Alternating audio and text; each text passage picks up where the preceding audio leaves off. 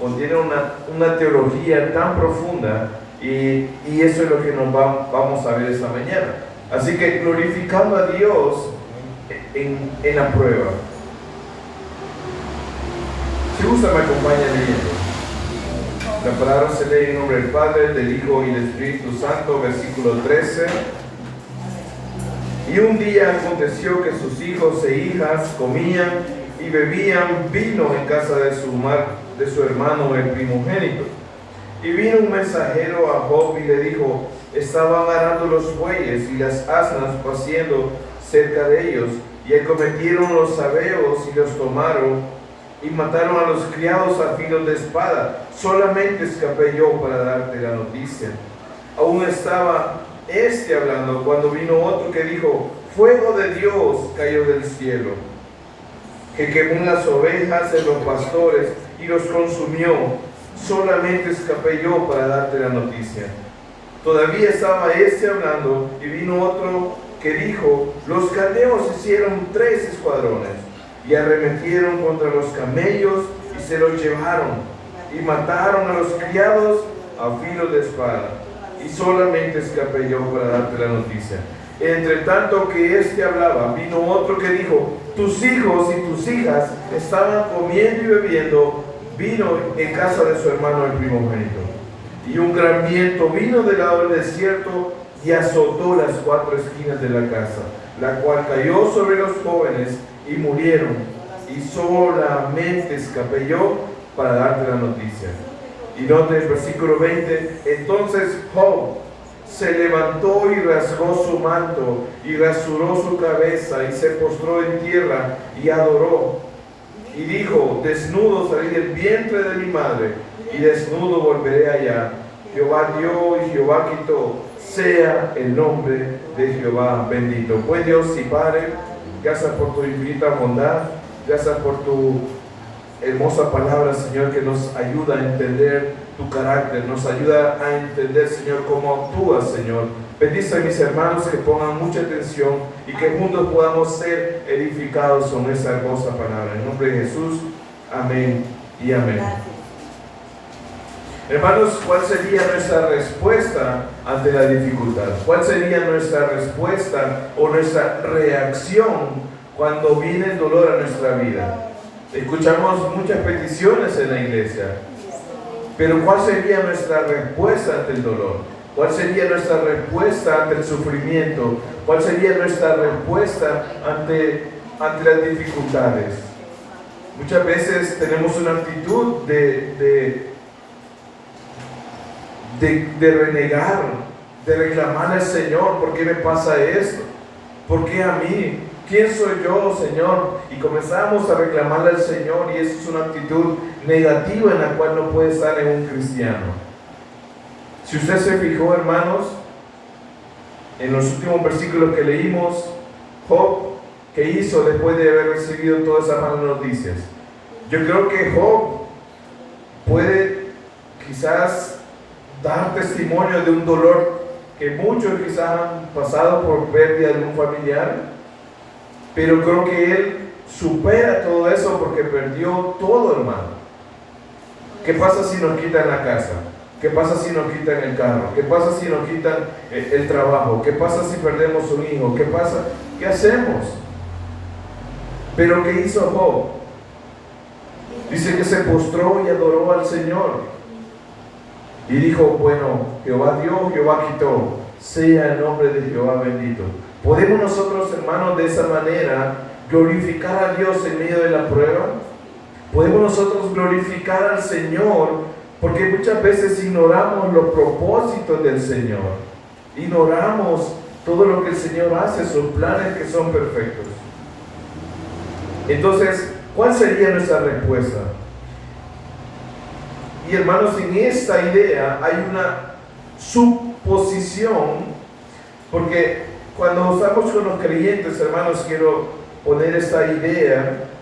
Cuando estamos entre los creyentes, se escucha: es que vos te está pasando esto porque andas en pecado, porque algo tenés oculto, porque en algo has ofendido al Señor. Pero no siempre es así, hermanos. El Señor a veces permite la prueba para algún propósito especial. Entonces, cuando nosotros leemos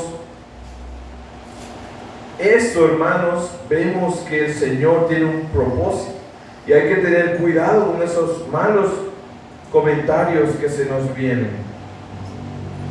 Entonces, vamos a ver, hermanos, por medio del relato de este libro de Job. Si usted está anotando, anote que Job, en primer lugar, el punto número 1, Job era un hombre temeroso de Dios. Amén. Job era un hombre temeroso de Dios. ¿Cuántos temerosos de Dios habemos acá? Amén. Amén, qué bueno. El segundo punto, hermanos, es que vamos a observar de que Job recibe malas ideas acerca de Dios o malos consejos. Job recibe malos consejos acerca de Dios. Y el tercer punto, hermanos, es que Job conoce verdaderamente a Dios. Note que al final Job va a conocer verdaderamente a Dios. Así que tenemos esos 3 puntos que vamos a ver esta mañana. Entonces, ¿qué debemos hacer nosotros con el dolor? ¿Qué tenemos que hacer nosotros con el sufrimiento? ¿Será que Dios tiene un propósito con eso? ¿Será que nos pone a nosotros como creyentes en el dolor para castigarnos? Veamos qué dice, hermanos. Dice en el primer punto, hermanos, es que Job era un varón temeroso de Dios. Y aunque no, hermanos, no sabemos exactamente dónde queda Uz de los caldeos, la tierra de Uz, en el versículo 1 nos dice: hubo en tierra de Uz un varón llamado Job, y este era hombre y recto, temeroso de Dios, y ¿qué más? Apartado del mal. Note, hermanos, la característica principal de Job, que era un hombre perfecto, temeroso de Dios, era recto y apartado de todo mal. Entonces, ¿cuál debería ser nosotros la actitud o cómo nosotros debemos de ver la personalidad de Job? Que era un hombre recto delante del Señor.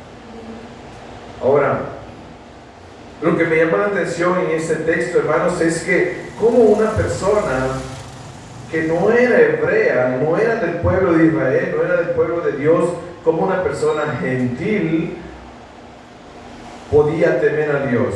Es increíble, ¿verdad? Es interesante. También lo que podemos, hermanos, reconocer es que Job tenía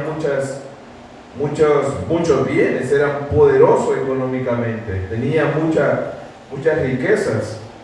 Y aunque parece ser contradictorio, ¿verdad? Porque vemos que incluso Jesús dijo que era más fácil pasar por un camello, por el ojo de una aguja, que un rico que llegara al reino de los cielos. Pero acá vemos a un poderoso, alguien que tenía muchas riquezas, pero temiendo a Dios.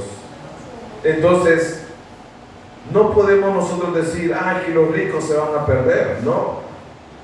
Lo que pasa, y la idea de Jesús es que muchas veces esas personas aman más sus riquezas que amar más a Dios, y ese es un grave peligro. Nosotros podemos tener lo que podamos tener, pero debemos de amar más a Dios que a los bienes.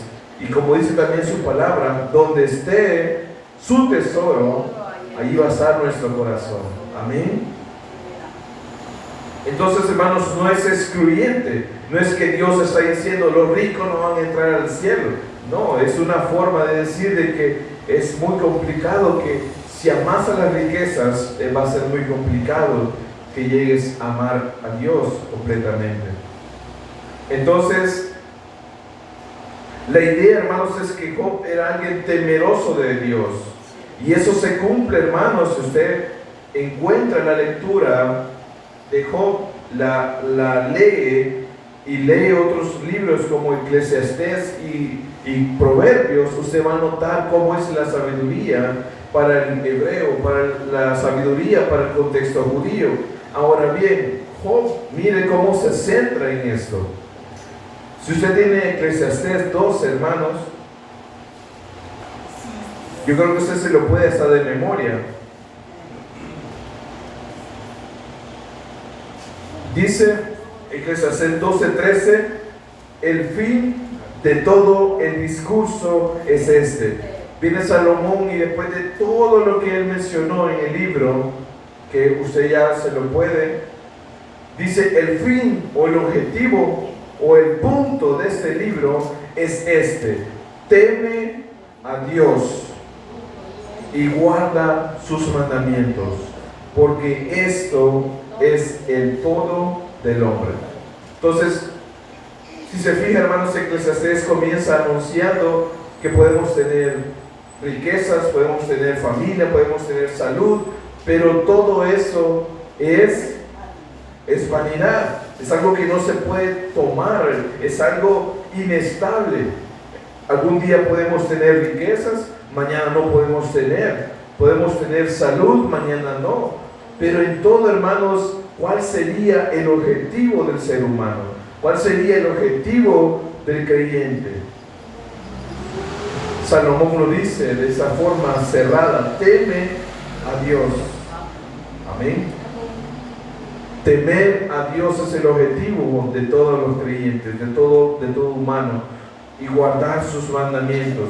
Y concluye con esto: porque esto es el todo del hombre. Es decir, esa es la plenitud del hombre.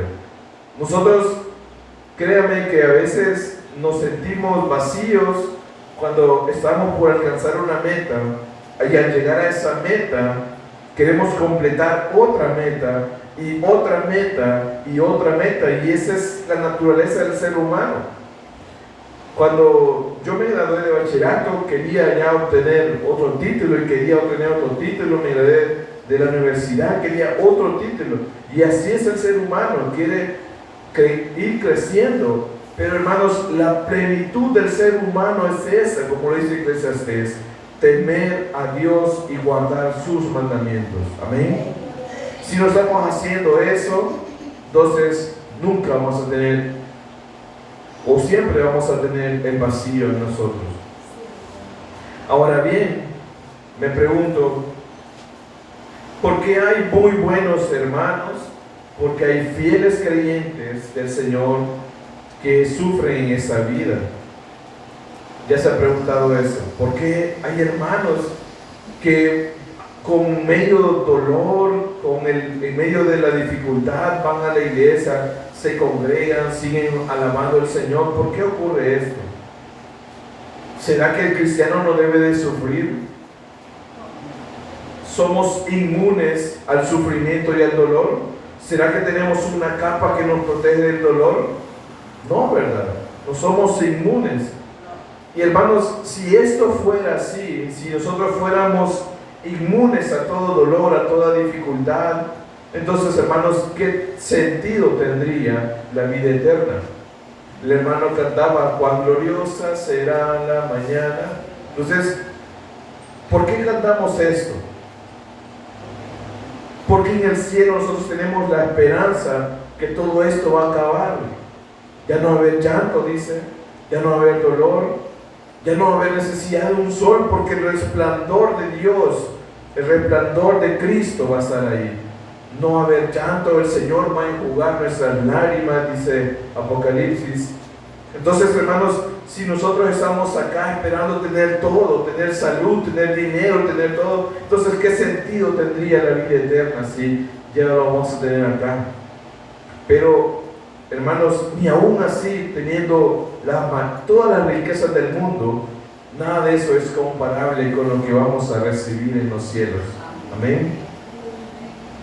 Entonces, muchos falsos predicadores presentan la vida cristiana como algo sin dolor, algo que va a ser totalmente fácil, algo que va a ser llevadero. Pero, hermanos, ¿será que es así la vida del cristiano? No, eso es una mentira, hermanos, es una falsa teología. Y, hermanos, eso nos lleva, si creemos ese evangelio falso de que todo nos va a ir bien, no nos hace vivir a nosotros dependientes del Señor, no nos hace dependientes del Espíritu Santo y no vivimos una vida piadosa. Si yo tengo dinero, ¿qué necesidad tengo entonces de ir a la iglesia? Si yo tengo salud, ¿qué necesidad tengo de clamarle a Dios? Nosotros tenemos que depender del Señor en todo, hermano. Por esa razón, es un falso evangelio. Y yo sé que usted ha escuchado a falsos predicadores, a falsos apóstoles. Uno de ellos, Guille Maldonado, que en una ocasión le reclama a Dios porque él miraba al rico tener más que él. Y decía, mira, el rico tiene tantas mansiones, tantas casas, y yo, dice, se jacta, y yo que te predico la palabra, ando en un carro sencillo, ando así, con poco. ¿Y será esa una actitud correcta, hermanos? ¿Será correcto reclamarle al Señor? Miren, hermanos, cómo dice el salmista Asaf en el Salmo 73, porque me llama la atención cómo la Biblia nos ayuda a poder tener una correcta respuesta ante el sufrimiento.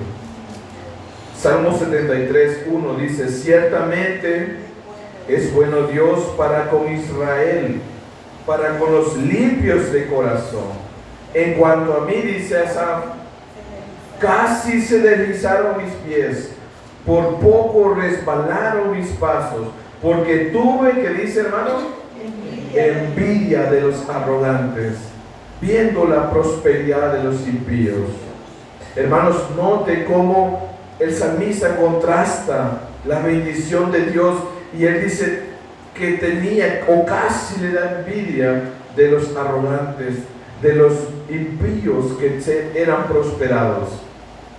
Yo sé que a veces puede ser un poco molesto que veamos al impío prosperar, veamos al pagano, al pecador lleno de dinero, de cosas, de posesiones, pero hermanos, nosotros tenemos algo mejor, que es la salvación. Amén. Amén. Con eso, hermanos, lo hemos logrado todo gracias a nuestro Dios. Volviendo a Job, hermanos, ¿cómo podemos nosotros afirmar que este hombre que estamos hablando, Job, era un varón que no había hecho nada malo? ¿Cómo nosotros podemos afirmar esto ahora en el siglo XXI? En primer lugar, hermanos, porque el libro lo afirma. En el 1:1 dice, hubo en tierra de Uz un varón llamado Job, y ese era un hombre perfecto, temeroso de Dios y apartado del mal. En primer lugar, hermanos, vemos que el autor del libro dice que ya es un hombre recto y temeroso de Dios. En segundo lugar, hermanos, porque también Dios mismo lo declara abiertamente que Job era un varón perfecto. Y si no me cree, hermanos, vámonos al capítulo 1, versículo 8. Y note, hermanos, en la narrativa dice, y Jehová dijo a Satanás, ¿de dónde vienes? Versículo 8. ¿No has considerado a mi siervo Job, que no hay otro como él en la tierra, varón perfecto y recto? Note cómo Dios, hermanos, Dios está hablando y cómo se refiere a Job. ¿No has considerado a mi siervo Job, que no hay otro como él en la tierra, varón perfecto y recto, temeroso de Dios y apartado del mal? Note, hermanos, esa pregunta que es retórica, porque Dios sabe que Job es varón perfecto. ¿Y qué pasa después de eso, hermanos? Después de eso, hermanos, vemos que lo que ya leímos, Satanás viene y le quita todas las posesiones a Job. Pero por segunda vez, hermanos, Job declara que Job es un varón recto. Vámonos al capítulo 2, versículo 3. Y eso parece ser como que el versículo se replica en esta zona, en el capítulo 2, versículo 3. Y Jehová dijo a Satanás, ¿no has considerado a mi siervo Job, que no hay otro como él en la tierra, varón perfecto y recto, temeroso de Dios y apartado del mal, y que todavía, ¿no, hermanos? Porque ya había pasado un montón de cosas, y dice Dios, y que todavía retiene su integridad, aun cuando tú me incitaste contra él para que lo arruinara sin causa. Note, hermanos, cómo Dios en dos ocasiones se refiere a Job como un varón recto y perfecto. Y en la segunda le dice que aun cuando perdió todo, aún así se mantenía recto. ¿Qué pasó después de esa segunda declaración? Satanás toca su salud, toca todo lo que él tenía, su piel, pero en ningún momento, hermanos, en ningún momento Job pecó. Y note que en las dos ocasiones, vámonos al 1:20, dice: Job se levantó y rasgó su manto y rasuró su cabeza y se postró en tierra y adoró y dijo: desnudo salí del vientre de mi madre y desnudo volveré allá, dijo, y Jehová quitó, sea el nombre de Jehová bendito. En todo esto no pecó Job, ni atribuyó a Dios de propósito alguno. Ahora vámonos al 2:9. Note que vuelve a ocurrir lo mismo. 2:9 dice: entonces le dijo a su mujer: ¿aún retienes tu integridad? Vea cómo la mujer, ¿verdad? Maldice a Dios y muérete.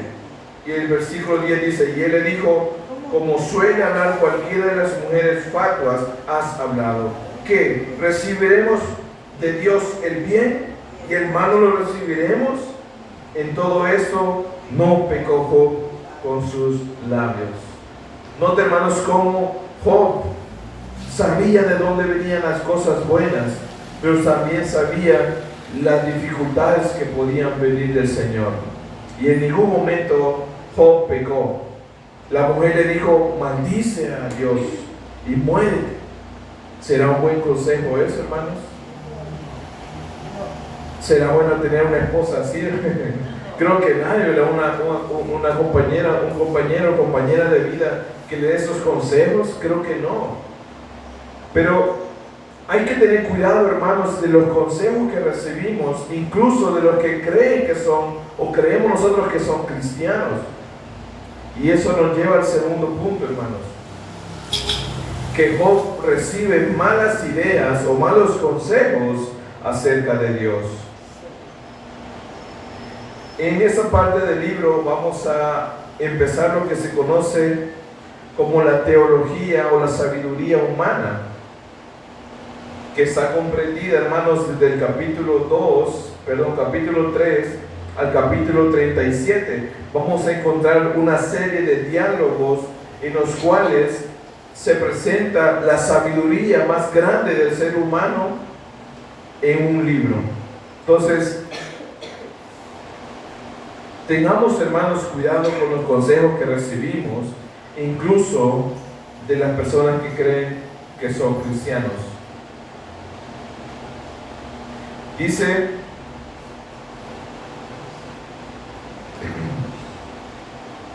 que era tanto el dolor y el sufrimiento que Job deseaba no haber nacido. Job deseaba no haber nacido y maldijo, de hecho, el día de su nacimiento.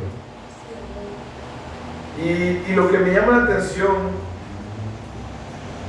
que muchas veces pensamos en eso, ¿verdad? Y esa puede ser un pensamiento, como ahora se conoce como la idea progresista, de decir: no voy a traer a ese niño al mundo porque va a estar sufriendo en ese mundo. Vemos que el calentamiento global, que todo está caro, hay mucha pobreza, y muchas veces pensamos como los progresistas o las feministas, de decir: yo voy a abortar a este niño porque va a sufrir. Pero ¿cuál sería el propósito de Dios? El propósito de Dios siempre es glorificarse aún así en medio de la prueba. porque muchas veces no comprendemos los planes perfectos de Dios, incluso en medio del sufrimiento, hermanos. Dios tiene el control de todo y Dios debe de ser exaltado por eso. Amén.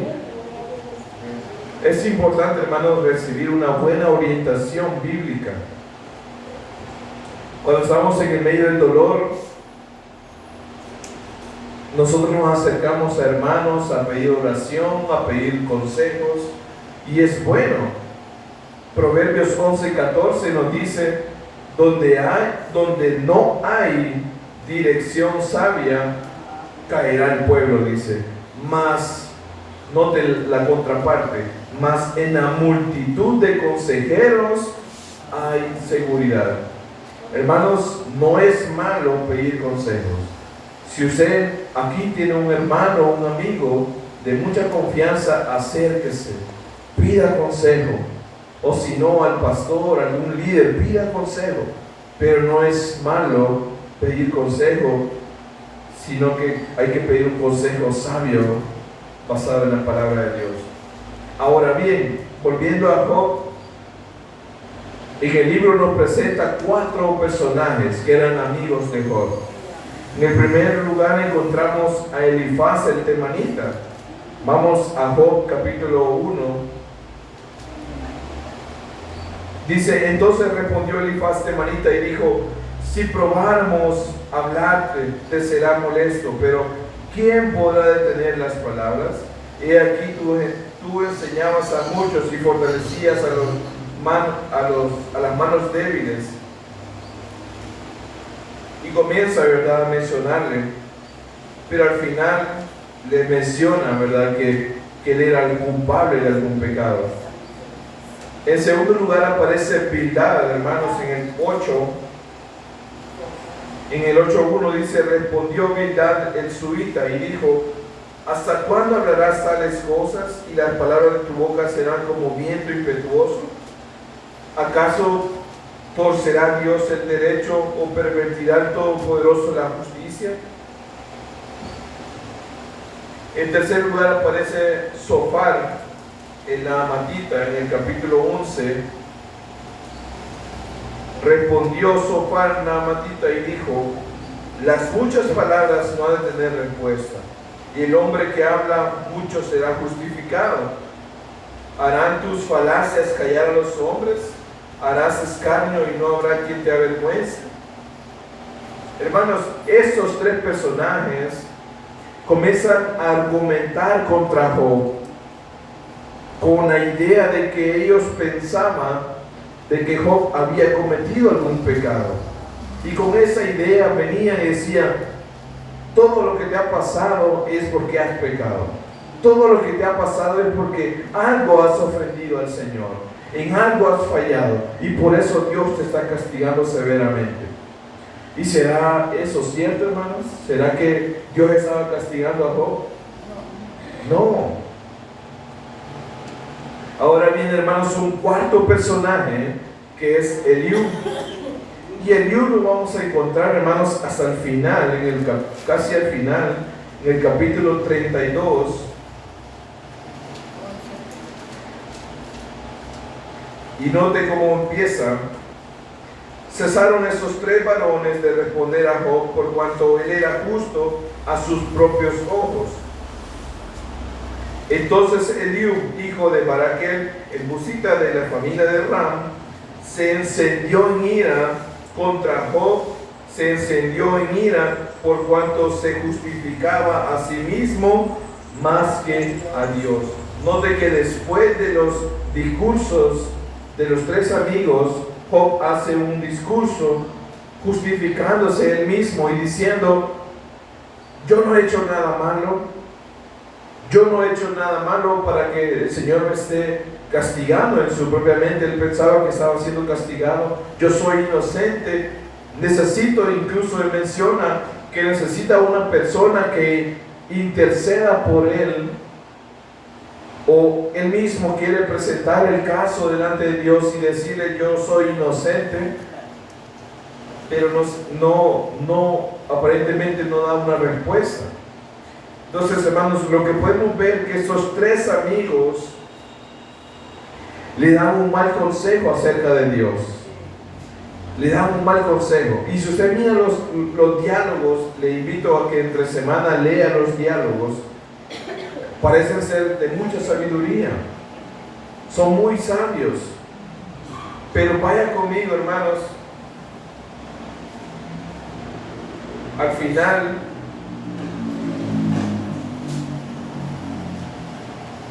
en el capítulo 42,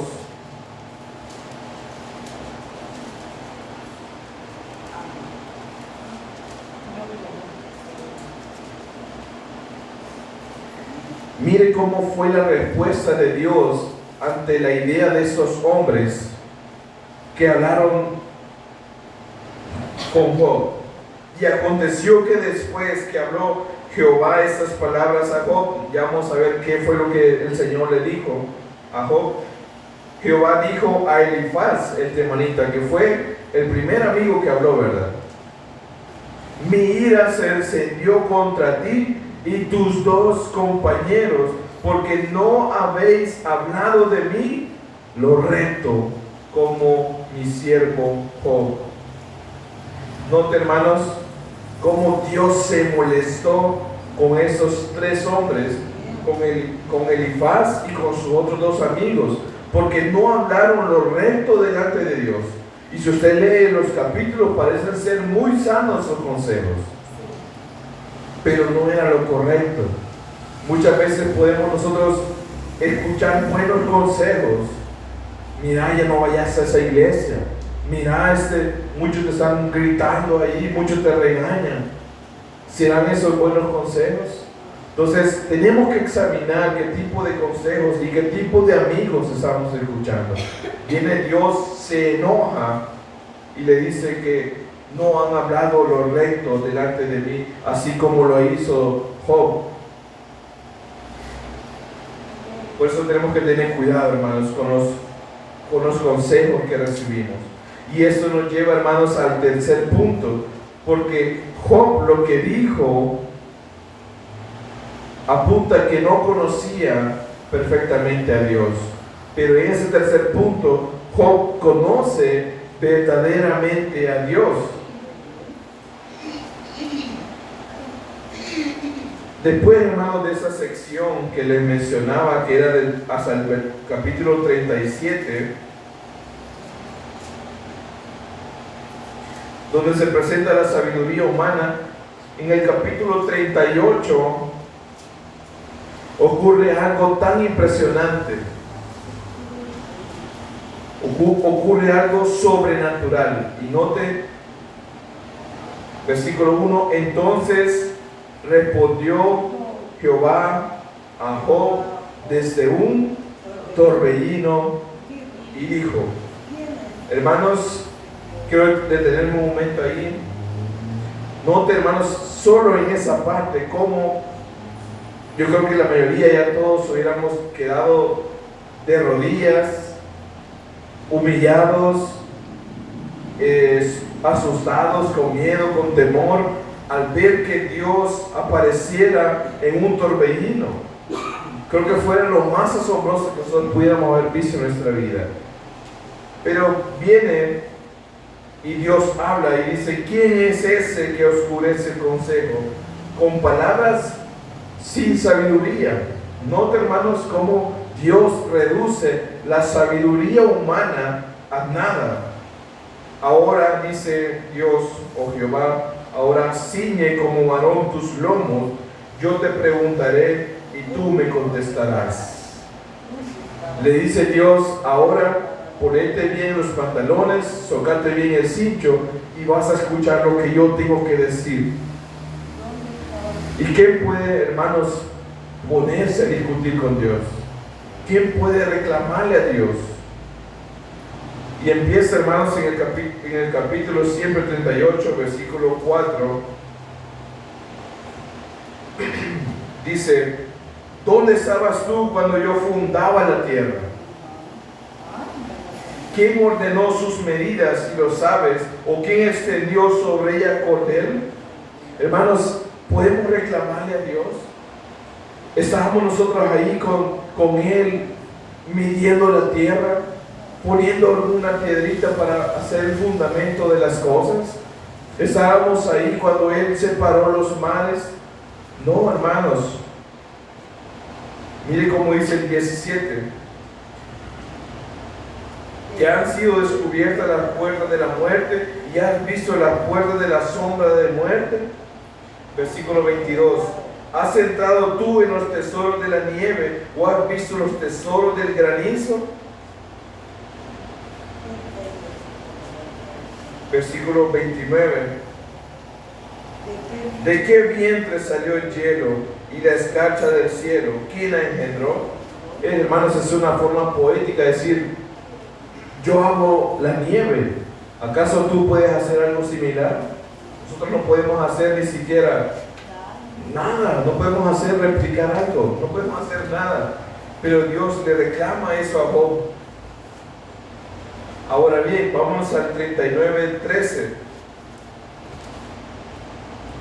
¿Diste tú hermosas alas al pavo real o alas y plumas al avestruz?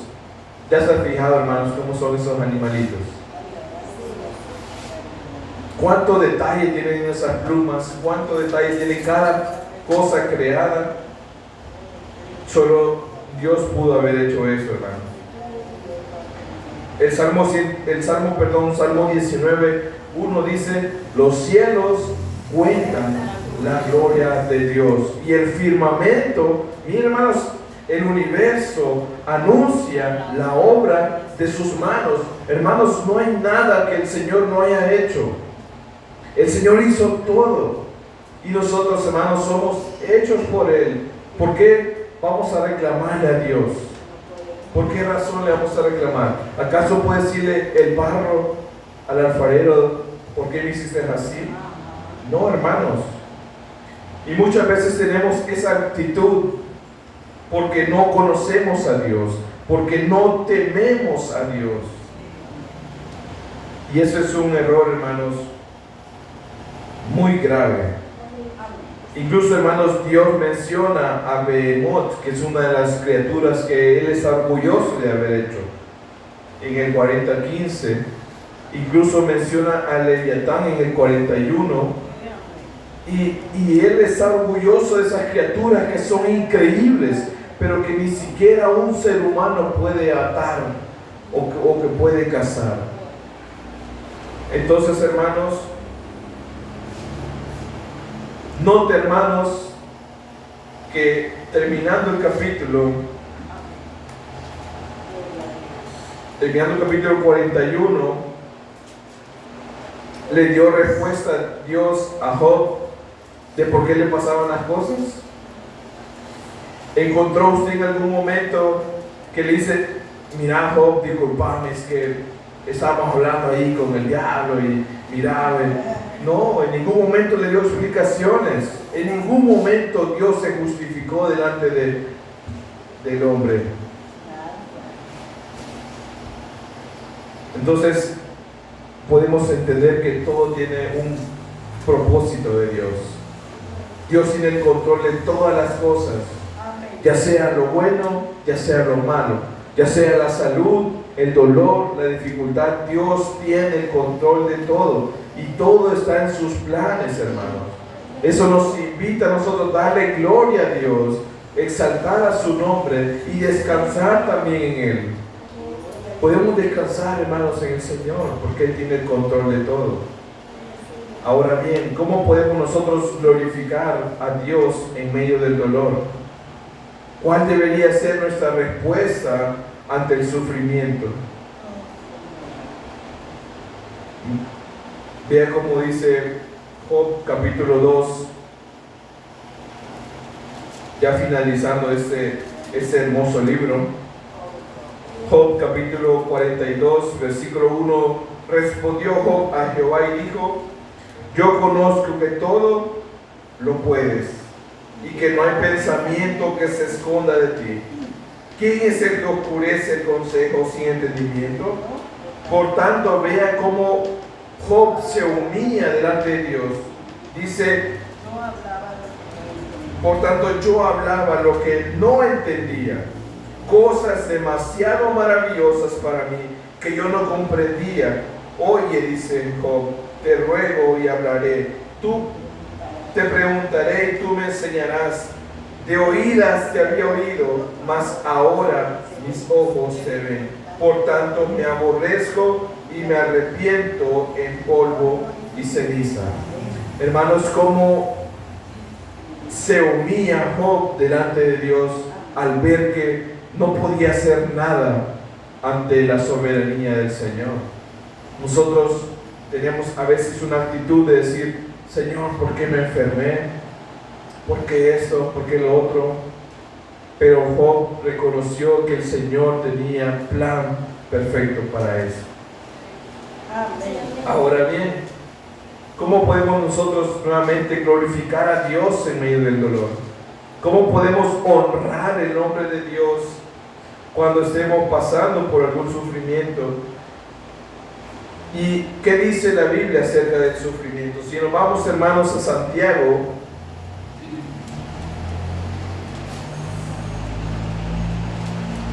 Santiago nos da unos consejos, ya para terminar. Santiago nos da unos consejos muy buenos para nosotros que somos los creyentes, la iglesia de Dios. Santiago 1 dice, versículo 2, hermanos míos, dice Santiago, tened por sumo gozo cuando os halléis en diversas pruebas. ¿Qué dice? Enójense. Enójense con el hermano, no vayan a la iglesia, reclámenle a Dios. Santiago dice, tened por sumo gozo cuando os halléis en diversas pruebas, sabiendo, hermanos, que la prueba de vuestra fe produce paciencia, mas tenga la paciencia su obra completa para que seáis perfectos y cabales, sin que os falte cosa alguna.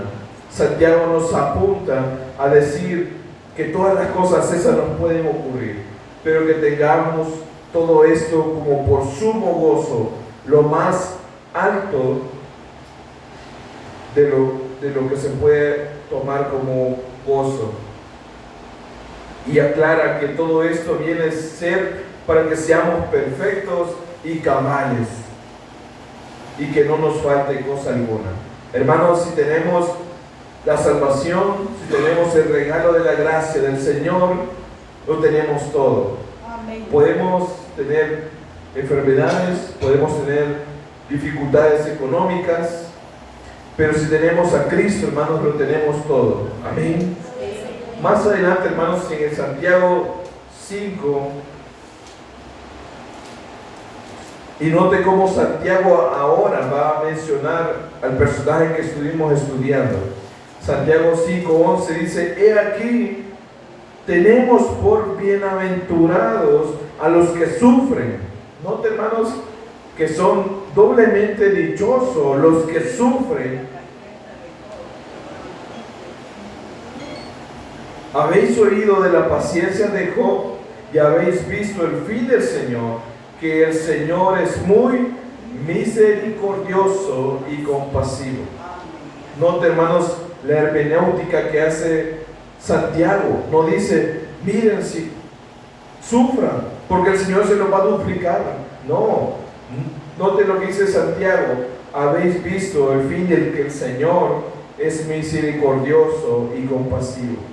En todo esto, hermanos, podemos ver la soberanía de Dios obrando en lo bueno, en lo malo, pero que el Señor es misericordioso y compasivo con los suyos.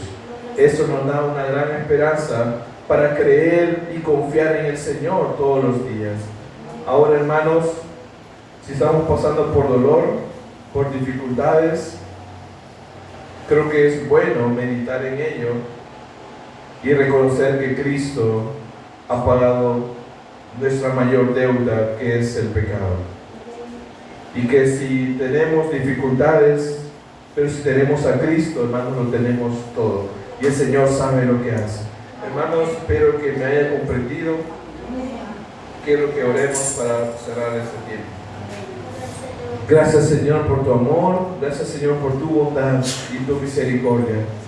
Señor, quiero darte las gracias porque tú nos has hecho comprender que en medio del dolor podemos glorificarte, Señor, porque en todo eso tú tienes un plan perfecto para nuestras vidas. Señor, permítenos darte las gracias a ti por todo lo que haces.